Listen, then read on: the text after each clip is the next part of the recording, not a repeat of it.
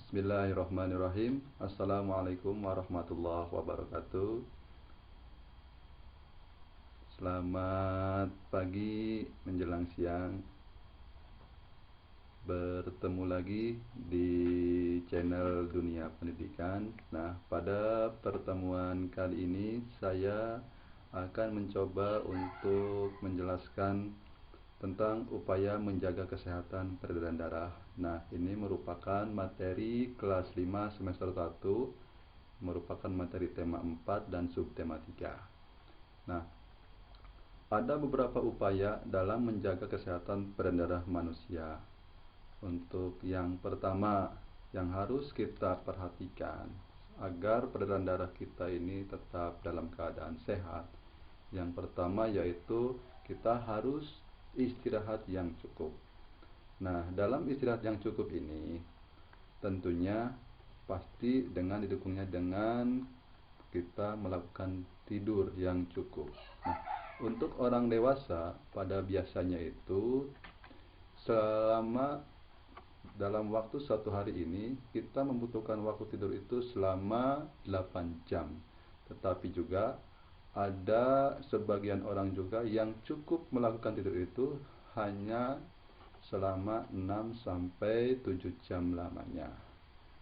Nah, untuk yang berikutnya yaitu dalam menjaga peredaran darah manusia, langkah yang kedua yaitu kita harus bisa menentukan waktu terbaik untuk tidur.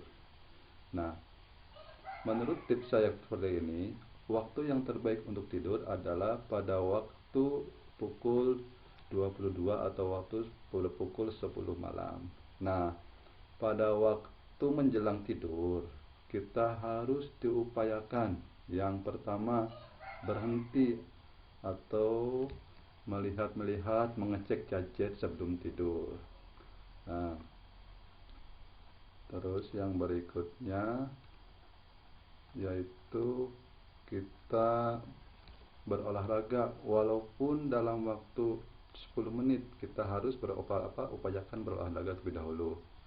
Yang berikutnya yaitu saat makan di tengah hari hindari kafein, gula, dan produk susu terlalu banyak.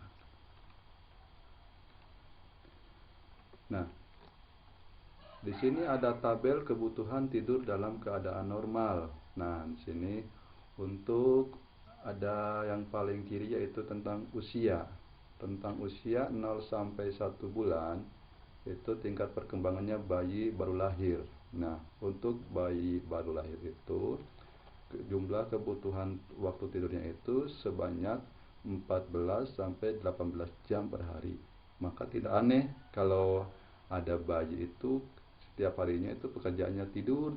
Itu bukan merupakan suatu hal yang aneh ya, tapi emang itu kebutuhan bayi itu yang dari mulai usia 0 sampai 1 bulan itu kebutuhan tidurnya itu lebih banyak dibandingkan orang dewasa. Kemudian untuk tabel yang kedua, di situ ada tentang usia 1 sampai 18 bulan. Nah, masih bayi itu dalam posisinya. Nah, untuk yang 1 sampai 18 bulan itu membutuhkan waktu untuk beristirahat atau tidur itu di antara 12 sampai 14 jam per hari.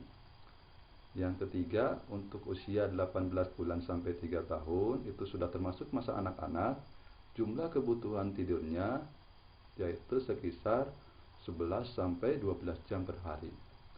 Nah, untuk usia 3 sampai 6 tahun itu sudah termasuk masa perkembangannya prasekolah. Jadi anak sebelum sekolah, masuk usia sekolah. Untuk anak usia sebelum sekolah membutuhkan waktu tidurnya sebanyak 11 jam per harinya. Untuk yang usia 6 sampai 12 tahun itu sudah masuk masa sekolah, itu kebutuhan jam tidur anak itu 10 jam minimal untuk satu hari. Kemudian beranjak kepada masa remaja. Masa remaja itu yaitu di usia sekitar 12 sampai 18 tahun. Itu untuk kebutuhan tidurnya yaitu di angka 8,5 jam itu untuk perharinya. Sedangkan untuk usia 18 sampai 40 tahun itu merupakan masa usia dewasa, membutuhkan waktu istirahat atau waktu jam tidurnya itu yaitu selama 7 sampai 8 jam per hari. Untuk yang berikutnya masa muda paruh baya. Masa muda paruh baya itu yaitu terletak di sekitaran usia antara 40 sampai 60 tahun. Nah, itu usia tidurnya membutuhkan waktu selama 7 jam per hari. Kemudian untuk 60 tahun ke atas itu masuknya masa dewasa tua. Nah, ingat-ingat untuk yang waktu masa dewasa tua ini itu kebutuhan jam tidurnya yaitu selama 6 jam untuk perharinya. Nah, itu merupakan tabel kebutuhan tidur dari mulai usia 0 sampai 60 tahun ke atas.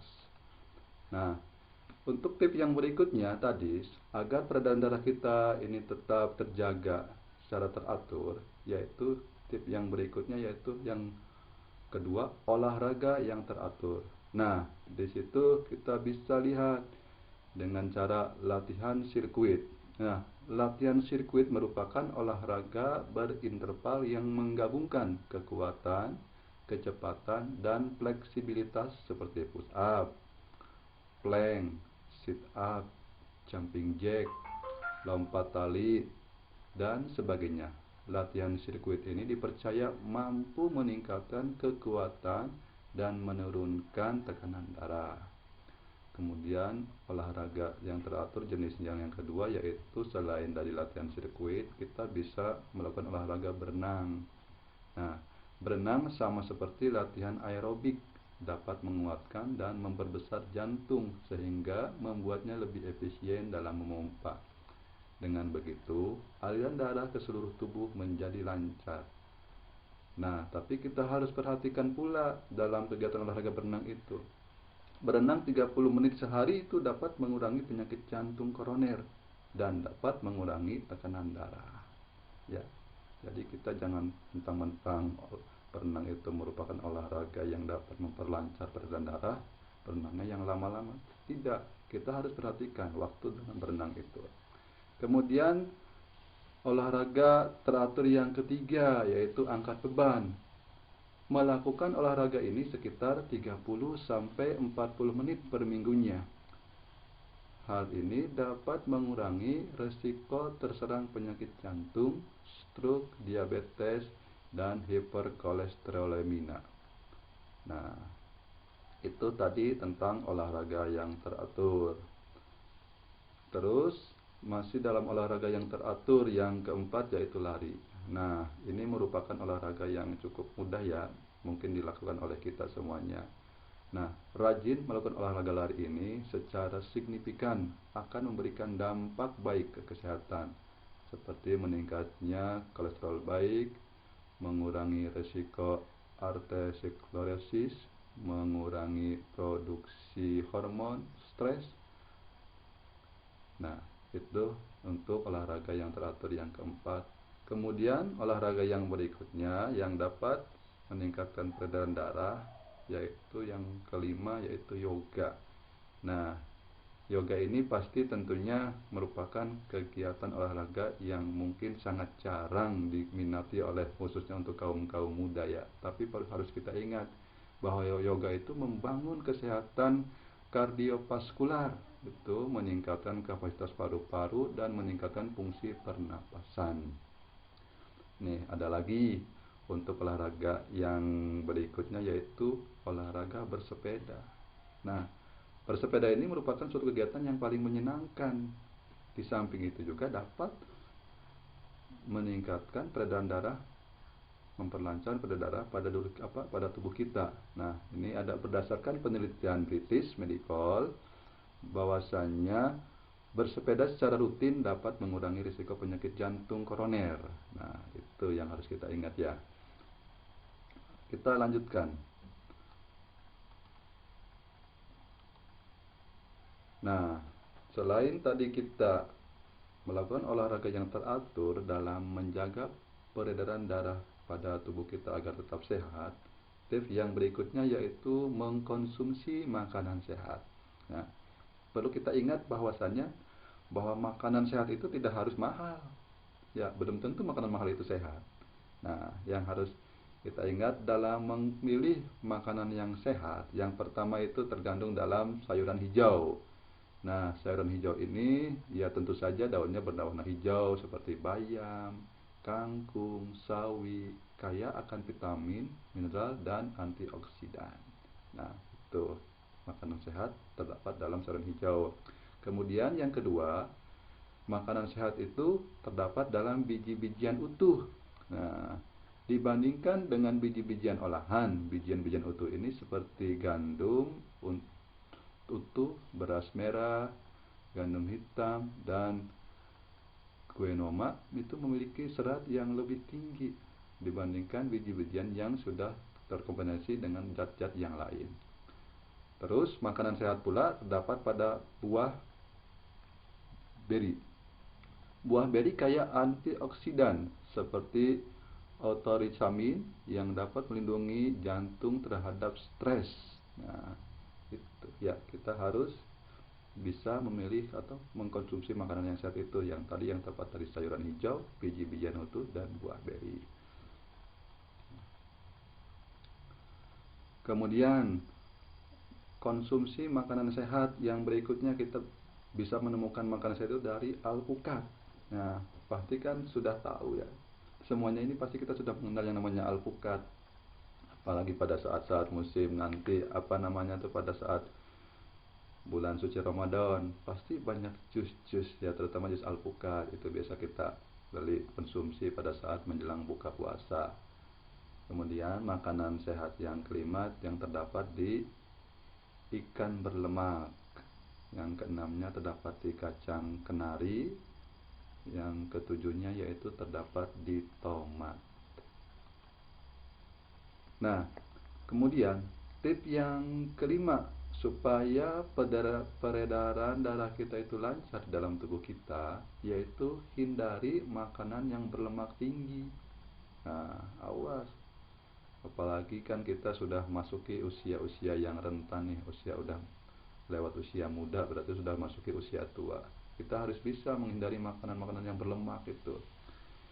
Nah, di sini ada artikel bahwasanya jika Anda ingin menjaga kesehatan jantung dari pembuluh darah, sebaiknya kurangi makanan yang mengandung lemak jenuh. Lemak jenuh ini merupakan jenis asam lemak yang ditemukan pada produk susu, tinggi lemak, daging, mentega, dan masih banyak lagi. Meski berbagai jenis asam lemak jenuh itu menyehatkan, tetapi mengkonsumsi terlalu banyak lemak jenis ini bisa meningkatkan risiko penyakit kronis karena dapat membuat karbohidrat kolesterol jahat naik. Nah, itu kita harus benar-benar bisa menghindari makanan yang berlemak tinggi. Kemudian tips yang berikutnya, kita harus bisa menghindari pola hidup yang tidak sehat. Nah, perlu nih untuk para laki-laki atau para bapak-bapak nih, kita harus bisa menghindari pola hidup tidak sehat. Nah, macam-macam pola hidup tidak sehat ini, yang pertama yaitu merokok.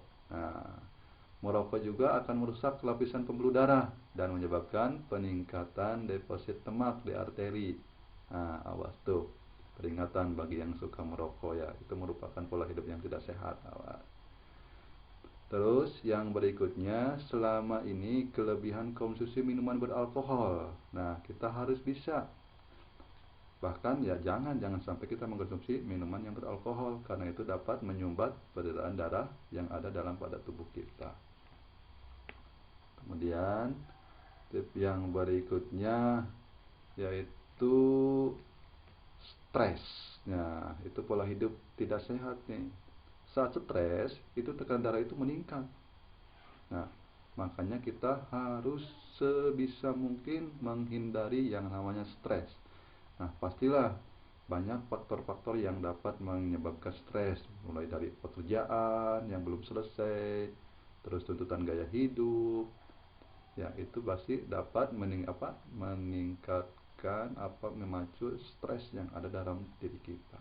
Nah, Baik, itu merupakan tadi yang terakhir itu merupakan pola hidup yang tidak sehat. Kita harus bisa menghindarinya. Ya, baik sobat channel semuanya, itu tadi merupakan tips-tips agar peredaran darah yang ada dalam tubuh kita ini menjadi peredaran darahnya menjadi teratur atau tidak tersumbat ya. Jadi saya sarankan mudah-mudahan tips yang saya berikan kali ini dapat bermanfaat bagi sobat pendidikan semuanya.